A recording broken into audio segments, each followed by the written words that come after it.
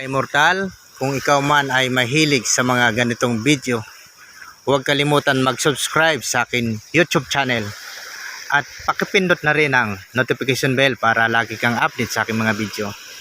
Ang tatalakayin ko ngayon ay tungkol sa mga pangontra sa kulam, sa mga barang. Kaya po, totoo ba yung kulam? Mga ka-immortal, yung pong kulam, barang, totoo po yun. 99% totoo po yun. Dahil po kahit sa banal na aklat nakasulat yun, kahit sa Old Testament pa nasusulat yung mga mangkukulam, mga mangbabarang, yung mga espiritista. Totoo po yun, mga pit healer. Pero yung pong yung pong mga pangontra o yung mga panlaban sa mga kulam, barang, 99% po hindi po siya totoo. Lalo na yung mga binibili o kaya binibigay ng mga pit healer o mga albularyo.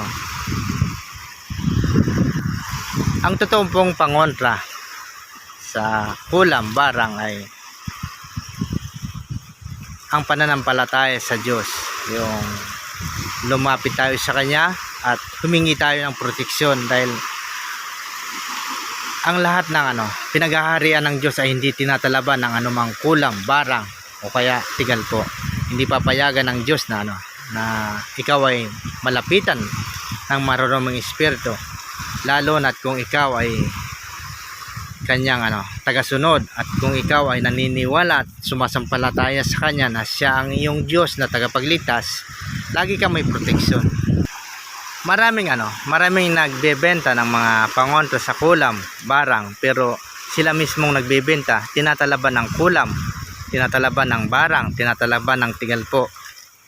Marami rin albularyo, mga pit healer na tinatalaban ng kulam at barang, tinatalaban din sila ng tigal po, dahil hindi sila pinaghaharian ng Diyos. Kumbaga, ginagamit lang nila yung salita ng Diyos para para makapagpagaling, makapagpalayas ng mga raruming espiritu, para makapaggamot. Pero hindi nila kayang pagalingin yung kulam, barang kapag sila mismo ang kinulam at binarang. Mga ka-immortal, ginawa ko tong video na ito hindi para manira ng mga manggagamot, ng mga pit healer o kaya ng mga nagbibenta ng mga panlaban sa kulam, mga panlaban sa barang. Ginawa ko tong video na to para ilantad yung katotohanan na ang kulam at barang walang pangontra, dahil ito ay gawa ng masama at ito ay gawa ng mga maruruming espiritu. Gawa ito ng mga taong sumusunod sa mga gawa ng masama, kaya wala itong pangontra. Dahil kung gusto mo ng pangontra, salita pa rin ng Diyos. Lumapit ka sa Diyos, manampalataya, magdasal sa Diyos. Ang tunay kasi na proteksyon, makukuha mo lang to sa Diyos, hindi sa hindi sa mga nabibili na proteksyon. Yon, mga pang-scam lang yon. Salamat sa panonood sa aking YouTube channel. Salamat. God bless you all. Ingat tayo lang.